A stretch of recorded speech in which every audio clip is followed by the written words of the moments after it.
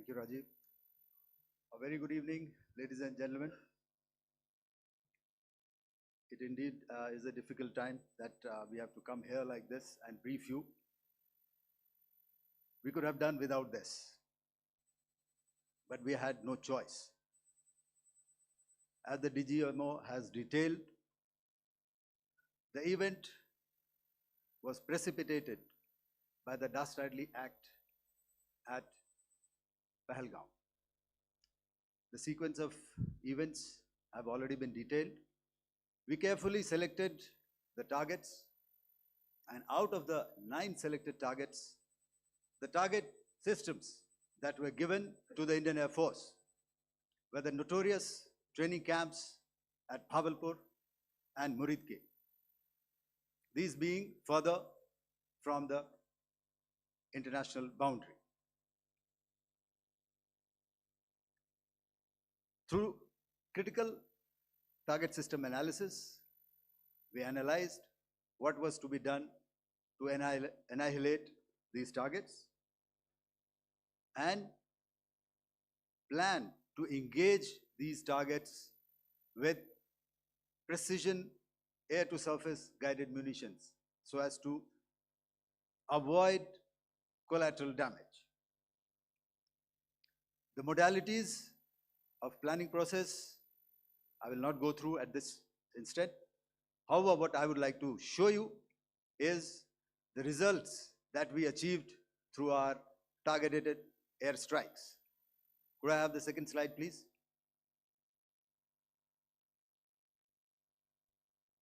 Yeah, change, please.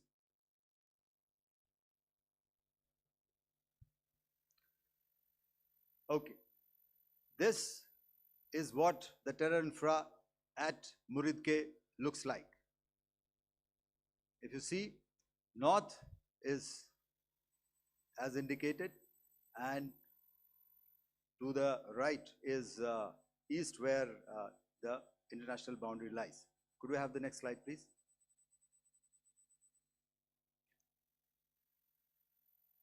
Orientating. Just go back one slide. Okay.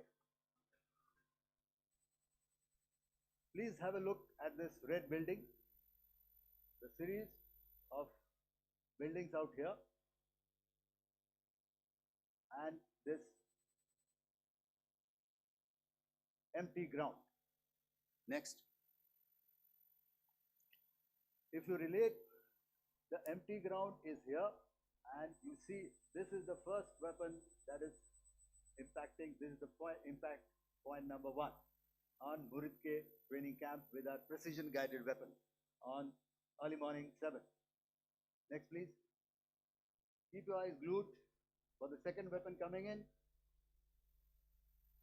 and the second impact on the selected target point. Next slide, please.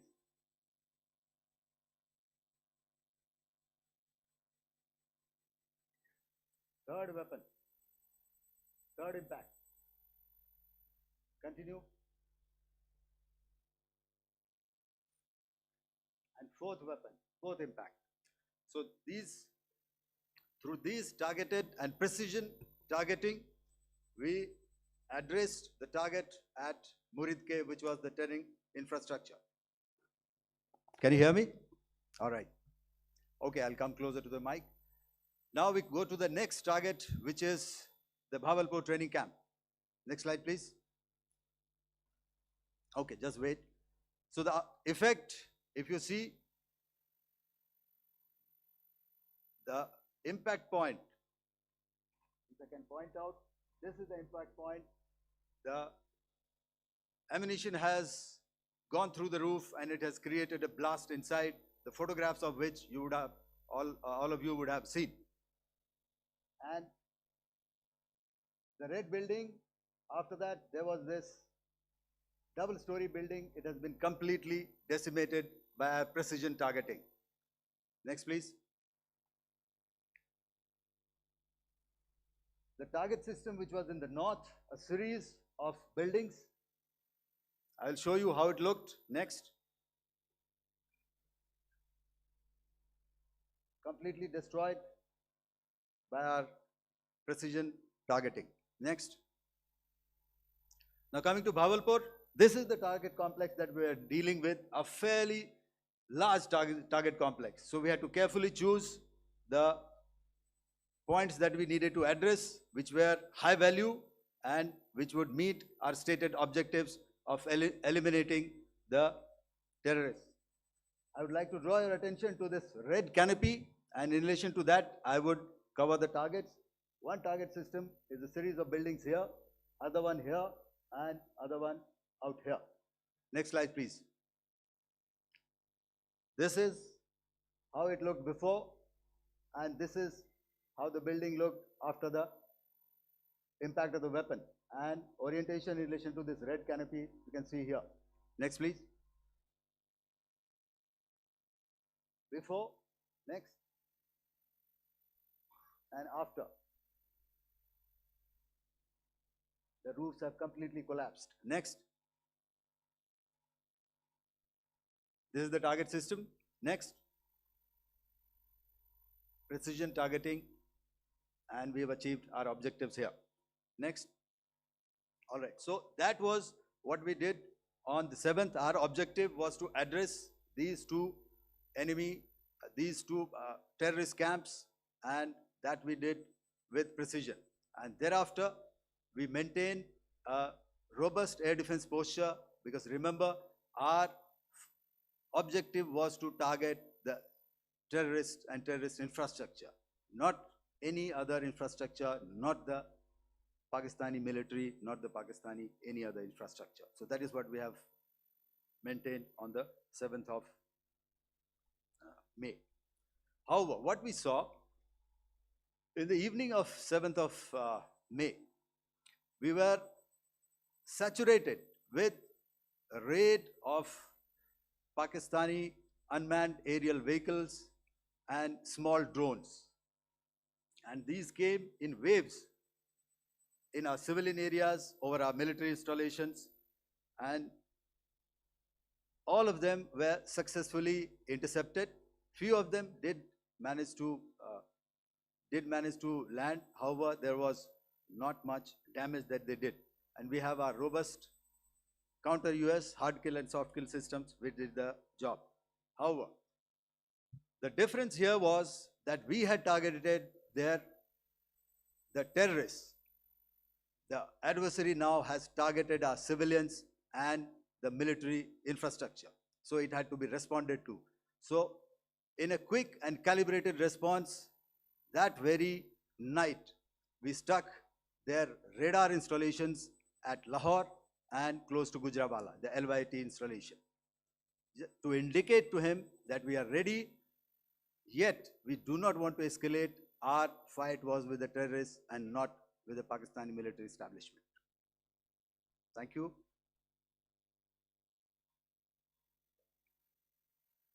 Thank you, Air Marshal Bharti. So, ladies and gentlemen, he's outlined operations not only on the night of 6th and 7th of May, when Operation Sindoor commenced, but also on the subsequent night. Being well aware and familiar with the congenital and impulsive nature of our adversary, and even though we did attempt to reach out and communicate our compulsions to strike at the heart of terror to my counterpart in the immediate wake of Operation Sindoor, the request was brusquely turned down, with an intimation that a severe response was inevitable and in the offing. We were, of course, prepared. Operations on the 7th and the 8th, Air Marshal Bharti spoken about. On the night of 8th and 9th of May, they flew drones and aircrafts into our airspace all across the borders and made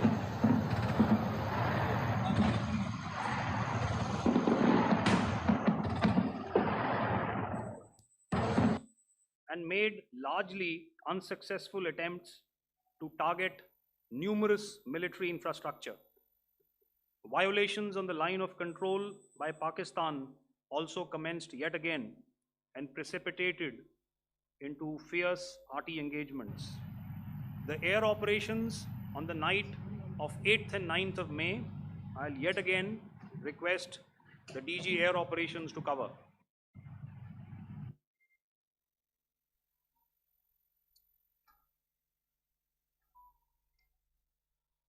So I just covered what happened on the night of 7th and 8th. What we found that on the night of 8th and 9th, starting as early as 22:30 hours, our cities had a mass raid of drones, unmanned aerial vehicles, UCAVs, starting right from Srinagar, going down right up to Nalia.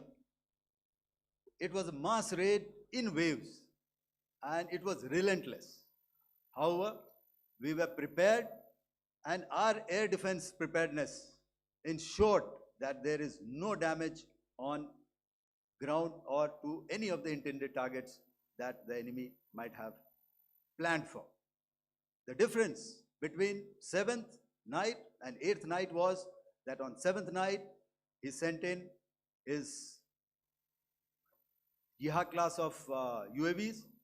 However, these UAVs can go some distance, they are armed. However, on the 8th, less numbers of armed UCAVs were there or UAVs were there, and more numbers of quadcopters, maybe for surveillance or just for harassment of civilians. This continued till midnight. Our air defense preparedness ensured that there was no damage on the ground, either to the military installations or to the civilians. However, the enemy had yet again shown that he wanted to up the ante and he wanted a fight, and we were up to the task. In a measured and calibrated response, we once again targeted his military installations, which included his SAM sites at Malirkant. This also included his surveillance radar sites at Lahore and close to Gujranwala.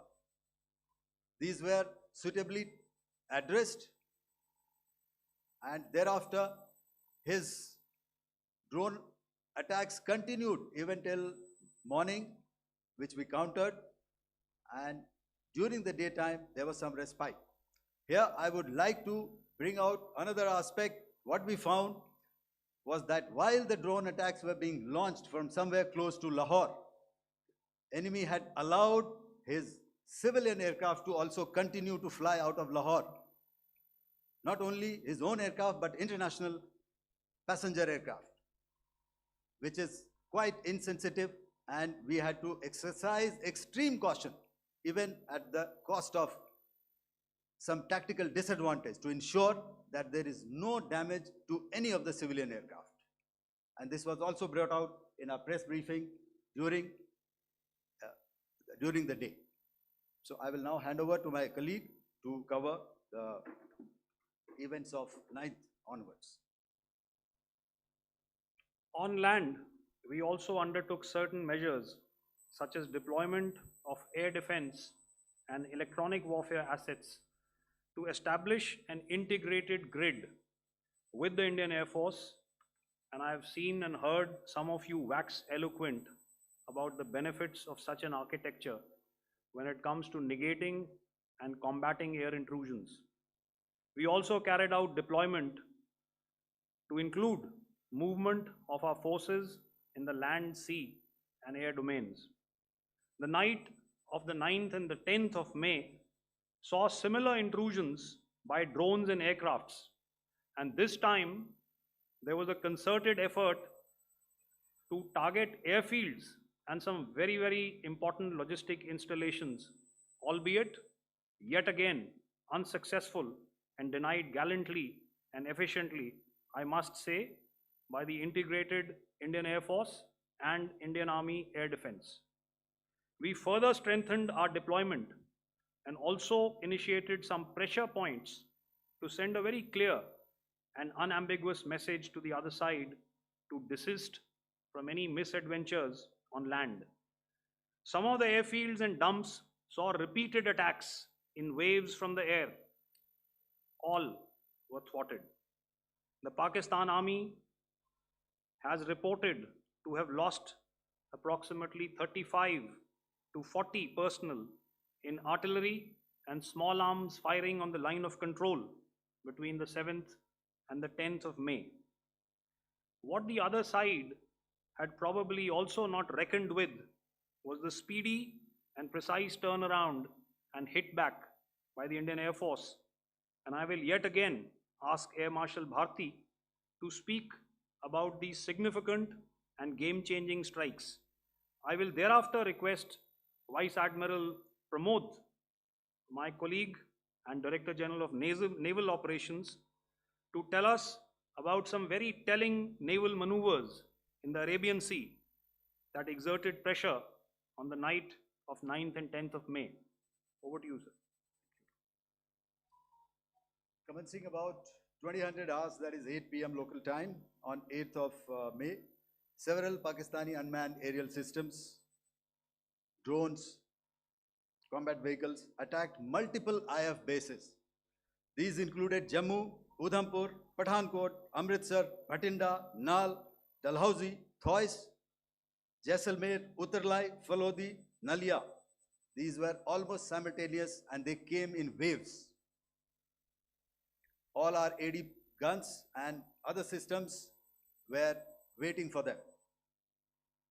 All these waves were neutralized by our trained crew using the air defense systems that they have, and also some of them were utilized using our legacy systems like Pechoras and IF Summer, which we have recently acquired. And some were neutralized by the Garud snipers. There was no damage on ground from these incursions and these mass raids, if I could call them, from the Pakistani side. However, following these relentless attacks on our air bases, on our forward positions, and on our civilian targets, this was time to convey some message to our adversaries. And therefore, a decision was taken to strike where it would hurt. And towards that, in a swift, coordinated, calibrated attack, we struck his air bases, command centers, military infrastructure, air defense systems across the entire Western Front. The bases we struck include Chaklala, Rafiki, and mind you, Chaklala is Islamabad. Rahim Yar Khan, Sakar, sending a clear message that aggression will not be tolerated. This was followed by strikes at Sargoda, Bholari, Jacobabad. We also struck the C2 centers at Murid, the UAE complex at Murid, Rafiki, radar at Chunia, which I will show you, Rahim Yar Khan airfield, and the unmanned combat aerial vehicle hangar at Sakar. I would like to reiterate here that we have the capability to target every system at these bases and more. However, it was only a measured response to instill good wisdom to our adversary to refrain from further escalation. IF response was directed only at military installations, avoiding civilian and collateral damage. I would now like to show you some of the effects that have been achieved as a result of our air operation.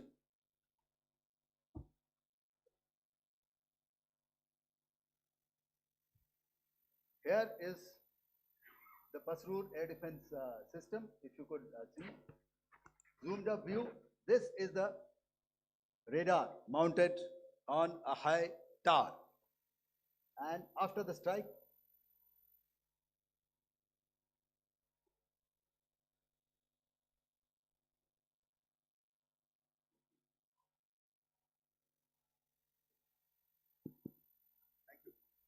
Can you hear me? Yeah, thank you. And after the strike, this is what has happened. This radar has been taken out, completely burnt. Next slide, please. The Chunia Air Defense Radar, which was taken out on 7th and 8th. This is the radar site. A blown up photograph, once again, on a tower. Not very clear, but what you see very clearly is the after effect after we have stuck. The radar head has been completely decapitated. Next slide, please. Arifwala Air Defense Radar. In this complex, you see how it looked before, blown up image, and after, really blown up. Next. Now coming to Sargodha Airfield. Remember, this is one of their important airfields wherein they have a lot of assets, F-16s, other assets which they keep getting, training institutes. And we have stuck this airfield. It is not, if you zoom in here, then one impact point here on the runway and second impact point of our weapon, precision weapon on the runway. And if you see this blown up, repairing going on, same here. Next. Raimiar Khan. This is the area we have stuck. A deep strike out here and one complex here.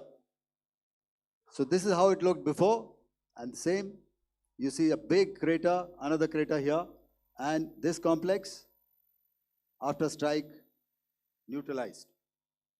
Next.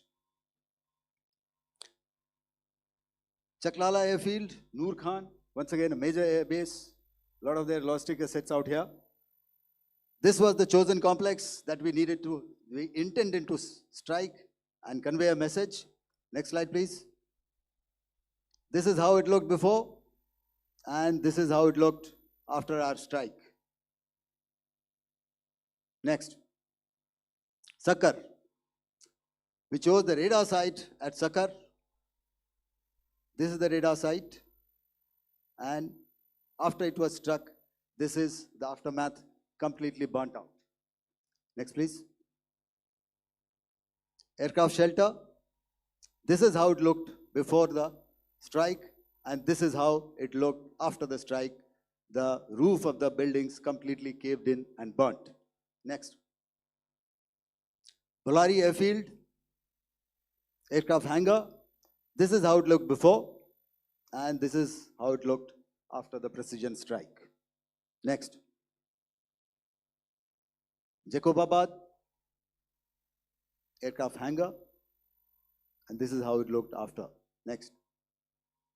So what I'm trying to convey here, ladies and gentlemen, is to start with, our fight was neither with the Pakistani military nor with anybody else who's there on the other side.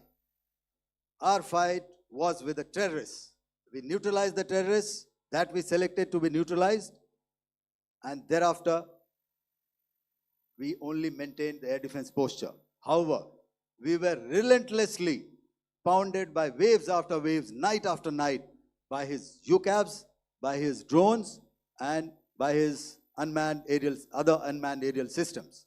And that left us with no choice but to retaliate, and yet our retaliation was calibrated, it was graduated, and it was proportionate. Thank you.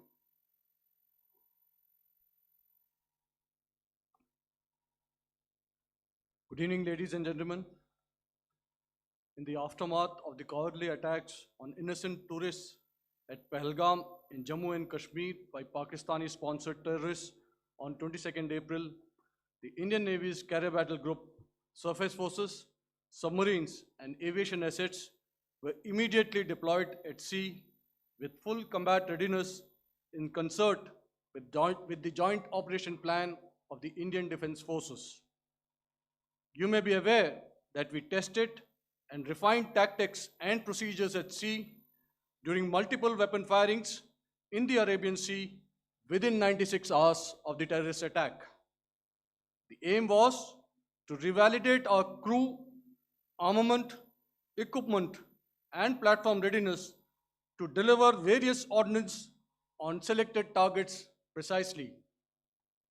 Thereafter, our forces remained forward deployed in the Northern Arabian Sea in a dissuasive and deterrent posture with full readiness and capacity to strike select targets at sea and on land, including Karachi at time of our choosing.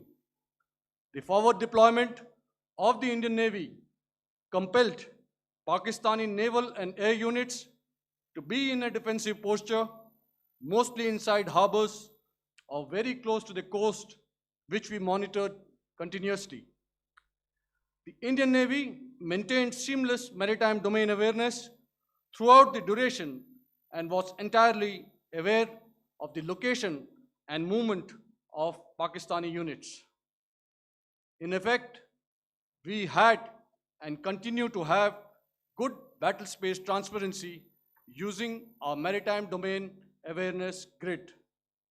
As you are aware, our response has been measured, proportionate, non-escalatory, and responsible from day one.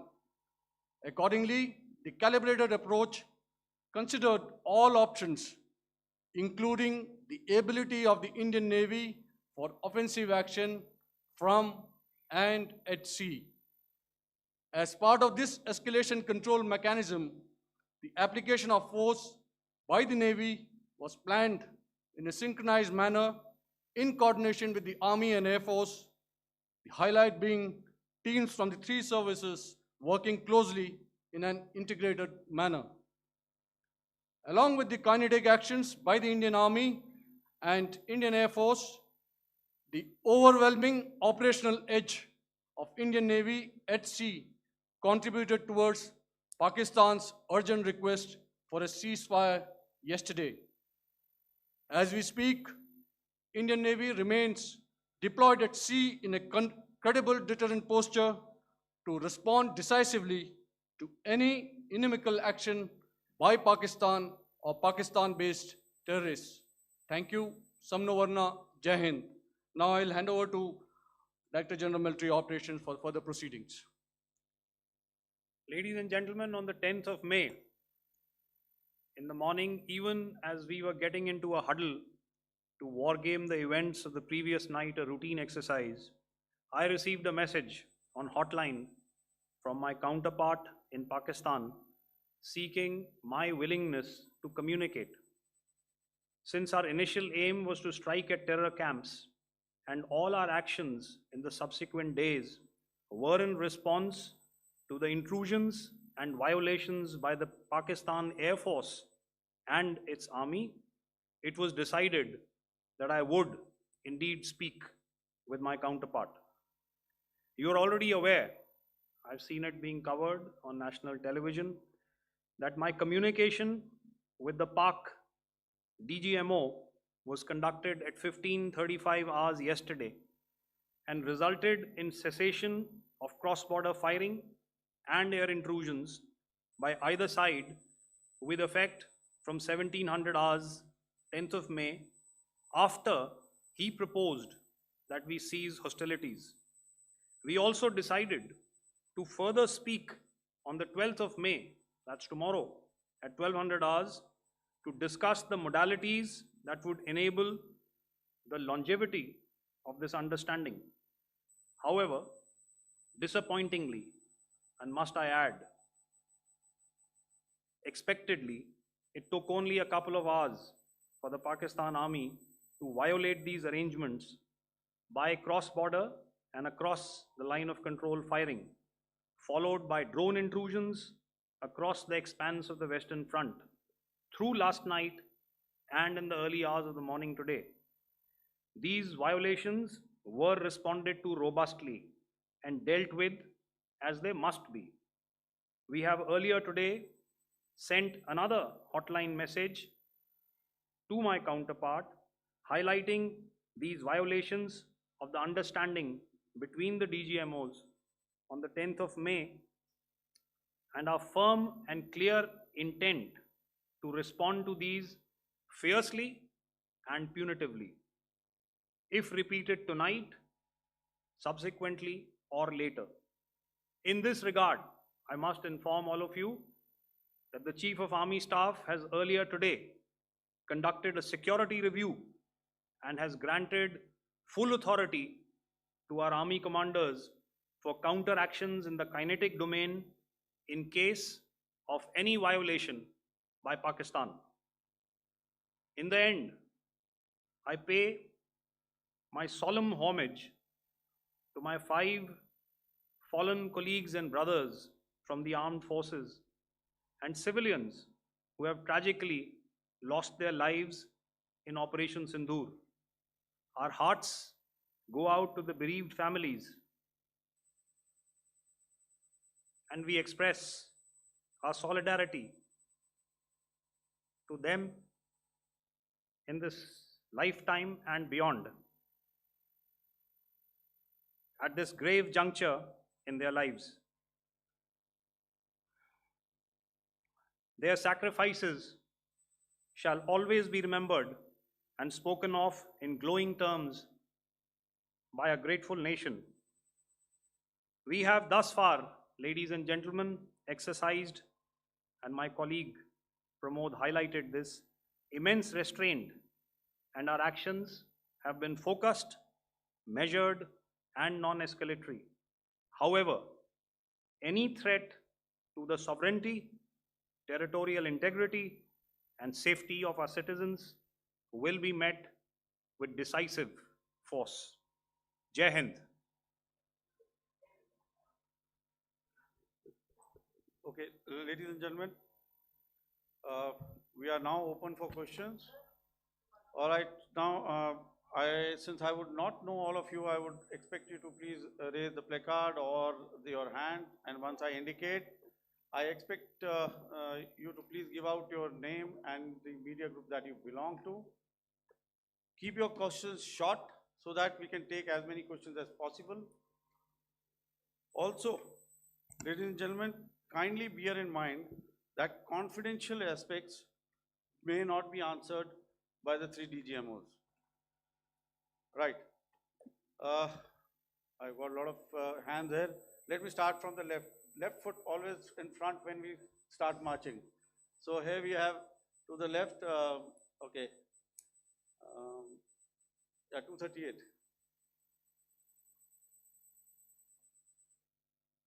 Hello. So this is Manas Pratimhuyan from PTI, Press Trust of India. So the understanding that was reached yesterday on stopping the military operations and actions, was it for just 3 days?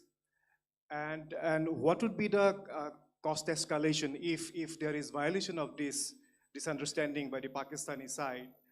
And my subsequent question would be that we have a kind of ceasefire agreement with Pakistan that was finalized in 2003. So will there be some kind of similarities in frameworks between the two kind of understandings, 2003 ceasefire agreement and the current understanding on stopping military operations?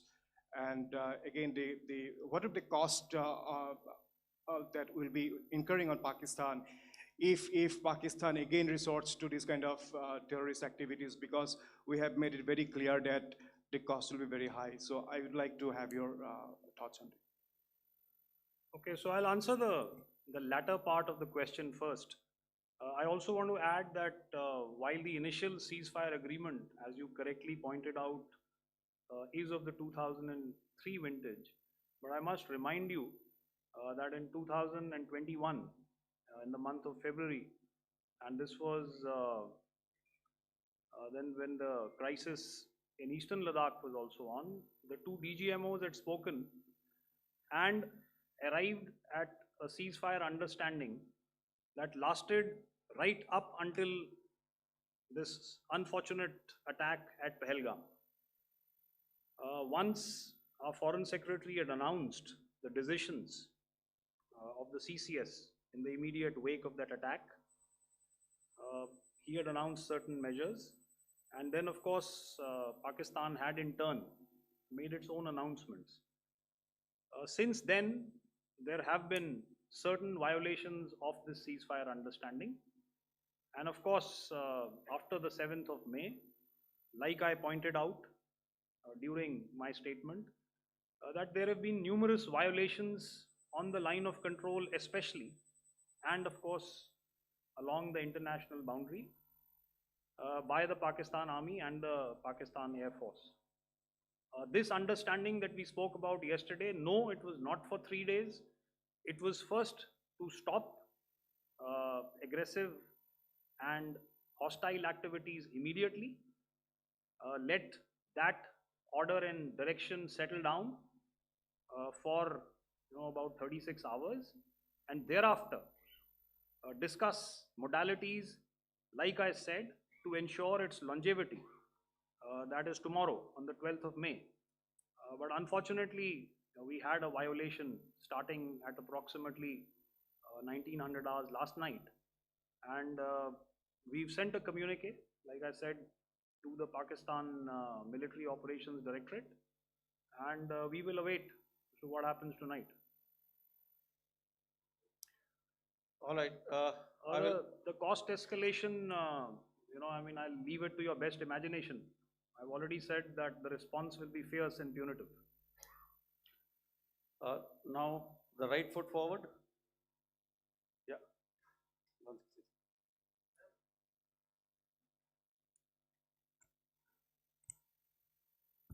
Sir, I'm Ajit Dubey from ANI, sir.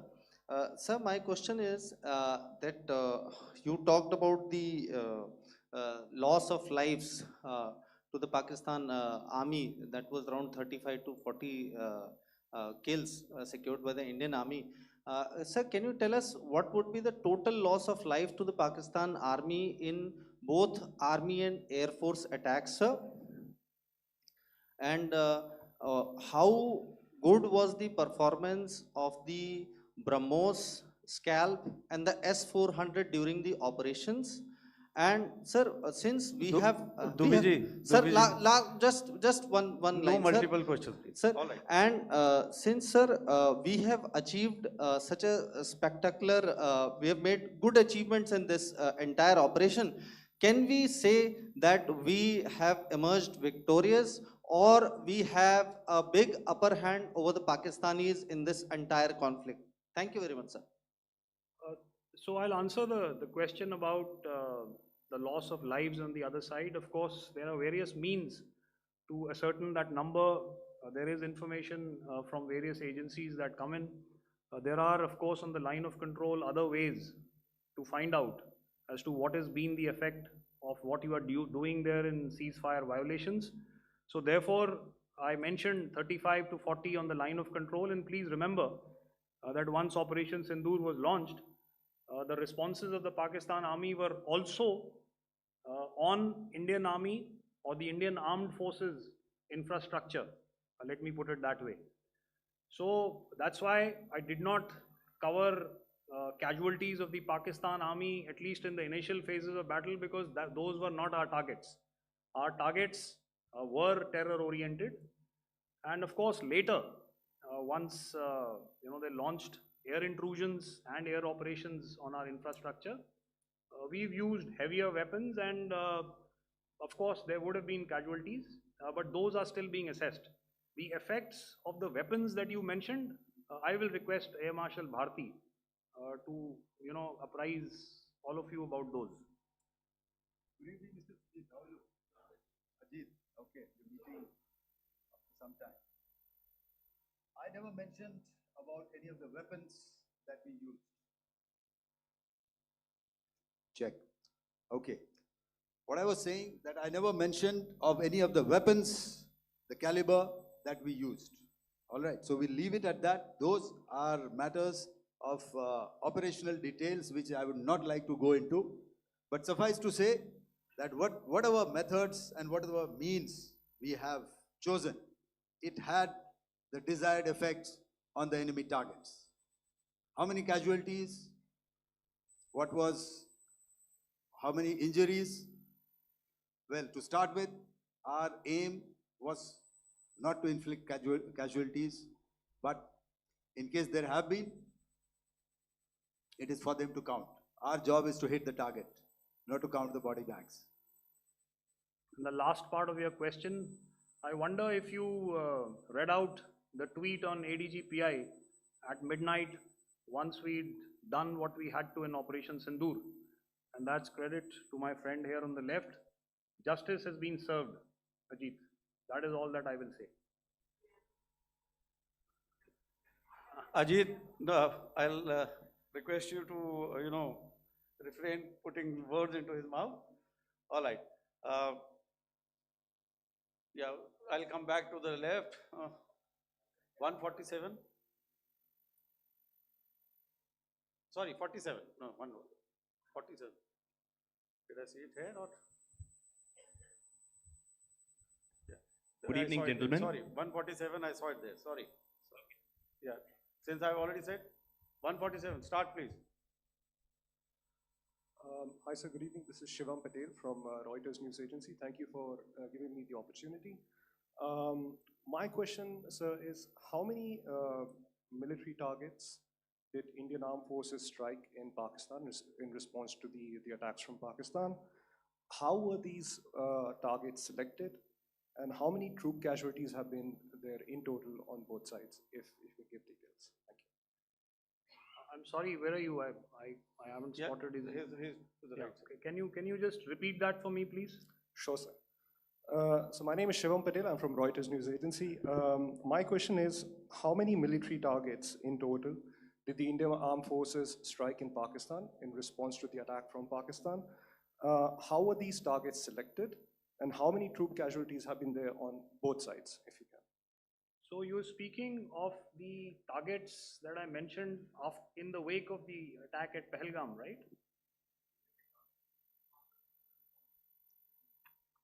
Yeah, I think it's amply clear to everybody here that the Pakistan army has not crossed the international boundary, neither in the plain sector nor on the line of control.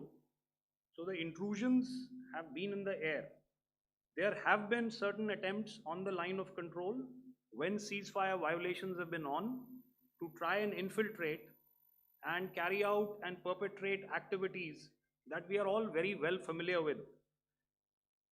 Whether these are by terrorists or by the Pakistan army or its special forces and commandos is difficult to say, but each of these have been effectively thwarted. So therefore, as far as engagements of military targets on the other side is concerned, I thought Air Marshal Bharti covered those very well and in detail, and he also mentioned as to how they went about targeting those. I think those images were very clear and very, very graphic in telling us as to what we needed to hit. And you'll remember right at the outset, I said that we even went into what was the construction in each of these locations, and therefore decided on the vector that had to be utilized. Please. Okay, if I could add to what the DGMO has said, I have already detailed the targets. Now, whether it is X numbers or Y numbers that is immaterial. And what damage have we inflicted? You have seen. What are the casualties on the other side? As I said, that is for them to count. As far as we are concerned, from the air defense side, if they had a choice, they would have definitely come in. They are fighters, there are more numbers of UCAVs. It is not that they did not intend to come in. It is only that our robust AD posture prevented them from coming in. So that must be known, and that must be realized by all the audience here. Yeah, I'll come to the left now, 24.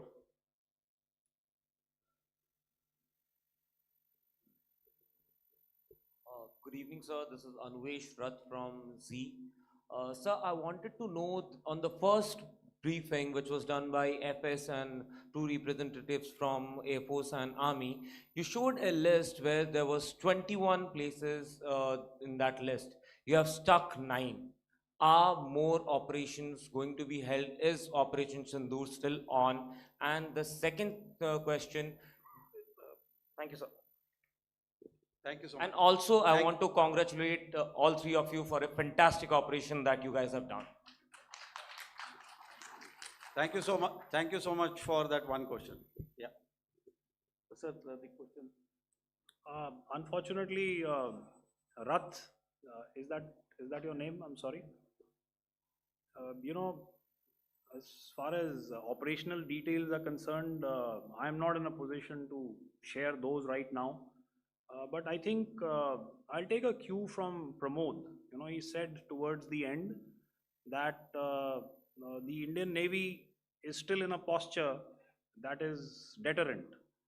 And I have already made it very clear towards the end of what I said that it's only a couple of hours ago that the Chief of Army Staff has carried out a security review and he's authorized our army commanders to deal with violations of any kind from across the borders in a manner that they deem fit.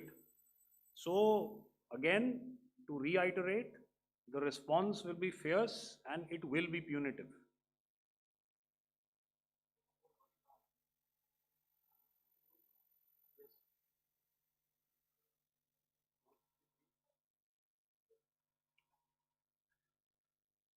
I'll go back this side now.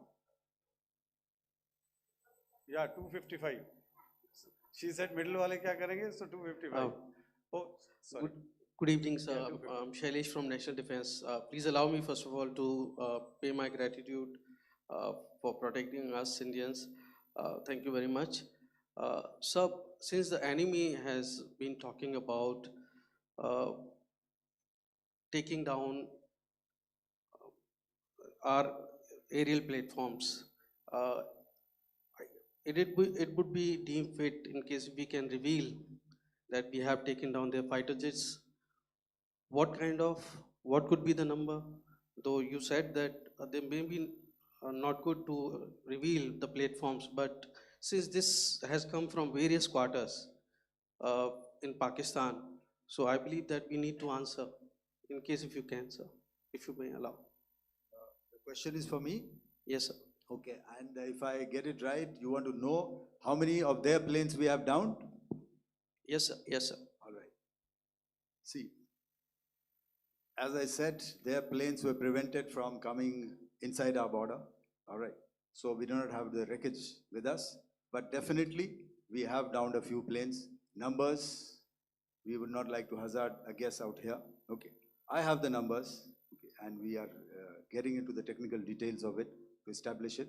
So I would not like to put a figure at this time, but definitely there are losses from their side which we have inflicted. Were they, Please don't ask. were they fourth generation plus, sir? No, See, sir, you're putting words into my mouth. Why do you Sir, say fourth generation? Let us make it high tech. Thank you so much, sir. all Thank right. Yeah, 163.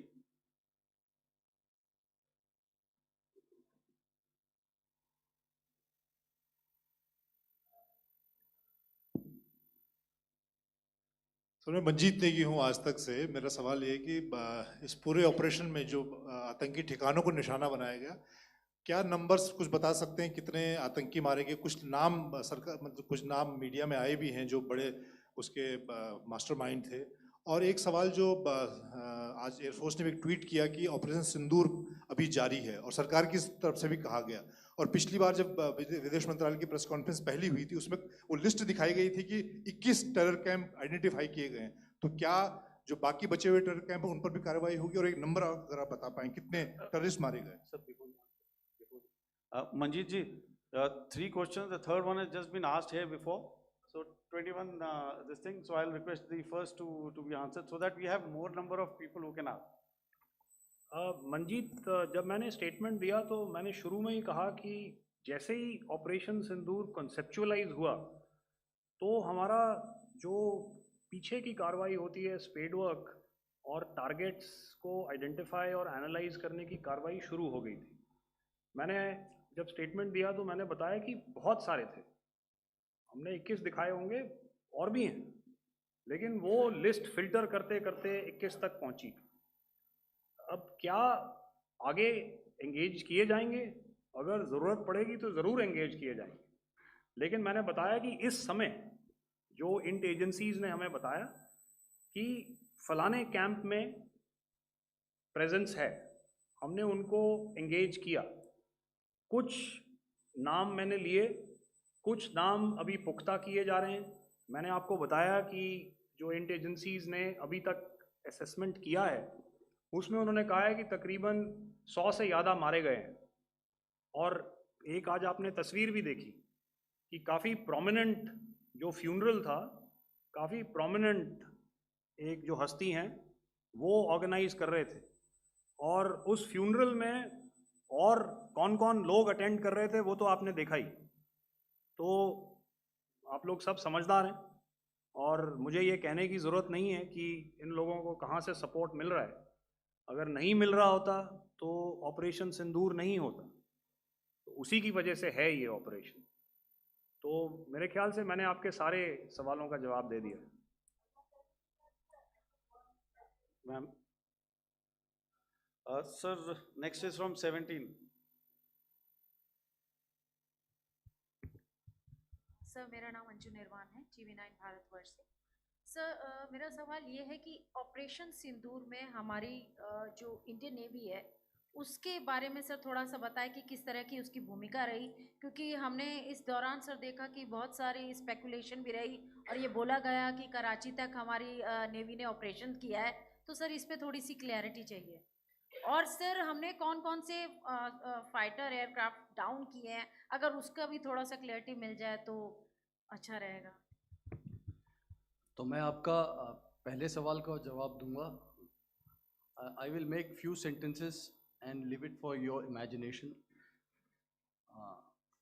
First of all, as I mentioned, we have quantitative and qualitative edge to deliver a massive blow to our adversary, and we completely dominate in the maritime front. Indian Navy's action is part of the escalation ladder mechanism which we have worked out amongst 3 services. This time, if Pakistan dare take any action, and Pakistan knows it, what we are going to do. That's all. आपके सवाल का जवाब मैं पहले दे चुका हूं। आपके सवाल का जवाब मैं पहले दे चुका हूं, इसलिए मैं बस उस तक ही सीमित रखूंगा और इतना कहना चाहूंगा कि आने वाले दिनों में आपको खुद ही पता चल जाएगा, और ऐसी बातें छुपी नहीं रहती हैं, तो पता चल जाएगा। So at this time we'll just let it be. Okay, ladies and gentlemen, we have one or two more questions, sir. So please, they are going to be outside. You can speak to them there also. 104, 104.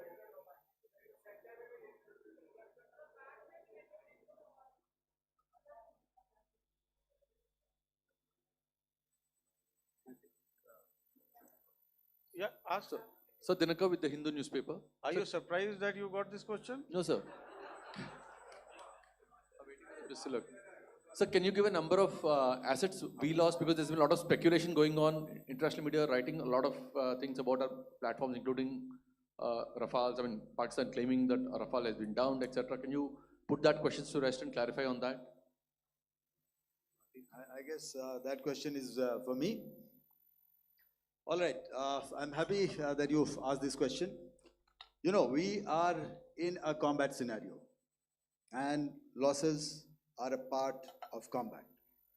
The question that you must ask us, okay, and indeed that we must ask ourselves, you inclusive, is have we achieved our objectives? Have we achieved our objective of decimating that terrorist camp? And the answer is a thumping yes. And the results are for the whole world to see. As for the details, what could have been, how many numbers, which platform did we lose? You know, at this time, I would not like to comment on that because we are still in a combat situation. And if I comment on anything, it will only be advantage adversary. So we don't want to give him any advantage at this stage. All I can say is that we have achieved our objectives that we selected, and all our pilots are back home. Thank you. Okay, hold, please don't, please be civil here. So we'll have 220 now. Hello sir, this is Anita Chaudhary sir from Swadesh newspaper. मेरा सवाल है, क्योंकि ये हमारे जो पहले जो action रहा वो आतंकवाद के खिलाफ रहा, तो आतंकवाद में अजहर मसूद की तरफ से एक बयान जारी किया गया था जिसमें उन्होंने कहा कि हम इसका बदला लेंगे और जाल जाल रुलाएंगे। तो क्या अगला, अगर खुदा न खास्ता अगला टेरर अटैक किसी भी तरह का होता है तो क्या उसे एक्ट ऑफ वॉर में हमारी तरफ से लिया जाएगा और उसका क्या माकूल जवाब दिया जा सकता है? मेरा इसमें सिर्फ एक ही जवाब है आपके लिए कि हमने अपनी कार्रवाई करी। हमने उसके बाद मैंने अपने स्टेटमेंट में भी बताया कि ये कम्युनिकेट करने की कोशिश करी कि हमने इस तरीके से ये जो स्ट्राइक्स हैं वो क्यों की। लेकिन जो हमारा एडवर्सरी है उसने जैसे मुनासिब समझा वो कार्रवाई करी। तो आपने देखा कि ये जो एक्टिविटीज़ चल रही हैं 3-4 दिन से, ये कोई वॉर से कम नहीं है। नॉर्मल सर्कमस्टांसेस में एक दूसरे देश की एयर फोर्सेस हवा में नहीं उड़ती हैं और एक दूसरे के ऊपर स्ट्राइक्स नहीं करती हैं। हर रात इंट्रूजन्स नहीं होते हैं। लाइन ऑफ कंट्रोल पर सीज फायर वायोलेशंस, आपके एक साथी ने सवाल पूछा था शुरू में, एक सीज फायर अंडरस्टैंडिंग था, वो भी जा चुका है। उस सीज फायर अंडरस्टैंडिंग के जाते जो फायरिंग हो रही है लाइन ऑफ कंट्रोल में, उसमें घुसपैठ की कोशिश हो रही है। आमतौर पर ये घुसपैठ लाइन ऑफ कंट्रोल में टेररिस्ट करते हैं, लेकिन हमें इंफॉर्मेशन है कि हो सकता है ये पाकिस्तान आर्मी की टोलियां भी हों जो हमारे पोस्ट के ऊपर खामी पहुंचाने की कोशिश कर रही हैं। तो ये सारी एक्टिविटीज़ तो वॉर में शामिल हैं। तो ये कहना मुश्किल है कि आगे क्या होगा, वो स्पेक्यूलेटिव जोन में आ जाता है और मैं स्पेक्यूलेट नहीं करना चाहता। हर एक सिचुएशन अलग होती है और उससे एक तरीके से डील किया जाता है। मैं एक सवाल इसका मैं जवाब देना चाहता हूँ, एक मिनट। जो मिलिट्री होता है, our main job is to prevent war and maintain peace and stability. So it is not that our response is a graded response. That means अगर किसी ने किया तो उसको graded उसमें किया, जैसे terrorist action हुआ तो what we did is a terrorist action and then we destroyed all the terrorist camps. उसके बाद आपने देखा कि उनने थोड़ा सा कोशिश किया तो हमारे एयरफोर्स और आर्मी ने क्या किया, तो मिलिट्री टारगेट्स हैं उनके ऊपर थोड़ा। So our aim is to maintain peace and tell our adversary that you do this and the response will be bloody. Okay, now as per the, please, we'll have 166 and 25, and after that, no more, please. Sir, this side. Ladies and gentlemen, please maintain, Sir, I'll this request side, you to sir. please be quiet. Jal Ghai? No. This side, sir. We have only two Sir, questions left, 166. Yeah, please start. So I'm Rahul Singh from Hindustan Times, sir. So you were totally on top of the game in the kind of losses you've inflicted on the enemy. I think we saw the slides and everything. So it kind of comes across that you were batting it 99 and you decided to declare your innings. What are your thoughts on that, sir? And do you think, are you weighing the option of the Pakistan army using this time, buying this time of the so-called ceasefire or the understanding? And you talked about how they could not be trusted. So buying time to kind of build up their war reserves, getting stuff from their friends like Turkey or China, are we considering that possibility, sir? Look, see, the call came from the Pakistani side to speak about cessation of hostilities. What pauses mean during such conflicts is known to everybody. I don't want to go into the pros and cons of how preparation for war is made. That is a process in itself. But I think my senior colleague here, the DG Air Operations, spoke, or he alluded at least, to what this operation was precisely and specifically meant for. And I think that's something that we achieved, right at the outset. Had we had the option not to go further, we probably wouldn't have.